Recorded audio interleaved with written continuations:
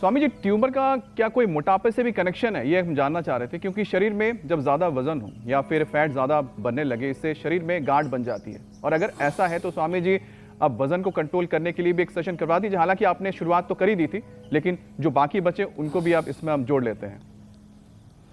हाँ, तो देखो, वेट के लिए एक तो अर्ध हलासन, पाद वृत्तासन, द्विचक्रिकासन, बैठ के स्थित कोणासन, चक्की आसन।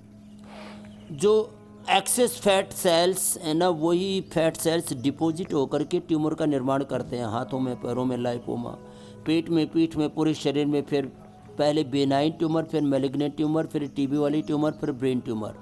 ब्रेन में ट्यूमर सबसे अंत में डेवलप होता है, क्योंकि ब्रेन के अंदर जो अशुद्ध तत्व हैं वो बहुत कम प्रवेश कर पाते हैं। ब्लड ब्रेन बैरियर बना रखा है प्रभु ने, गले में एक पोरा, यहाँ पर एक बैरियर बनाया हुआ है जो ऊपर चीज़ों को, खराब तत्वों को जाने से रोकता है। तो स्पीड ब्रेकर का काम करता हो।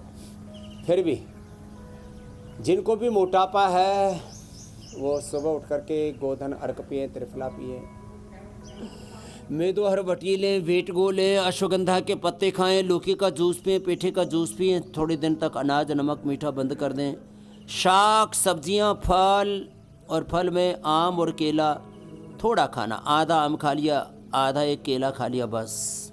और उसको धीरे धीरे चबा चबा करके छोटी छोटी बाइट लें। हमारे पूज्य गोविंद देवगिरी जी महाराज इतनी छोटी छोटी बाइट लेते हैं, और इसलिए लगभग 75 साल की उम्र पार करके भी वो एकदम 50 जैसे दिखते हैं।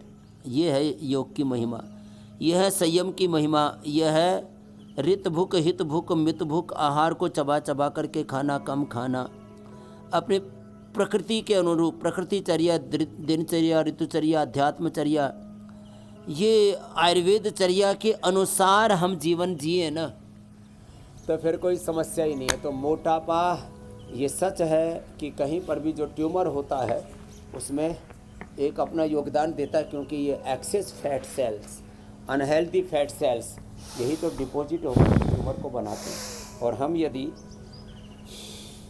आयुर्वेद के नियमों का, स्वस्थ जीवन के नियमों का पालन करें तो इन ट्यूमर को बनने से ही रोक सकते हैं और बनने के बाद मिटा सकते हैं। एक ख़ास बात आपको बताना चाहता हूँ, बिना रेडिएशन, बिना ऑपरेशन, बिना सर्जरी के हमने कैंसर के first, second, third, fourth stage के पेशेंट्स को ठीक किया है।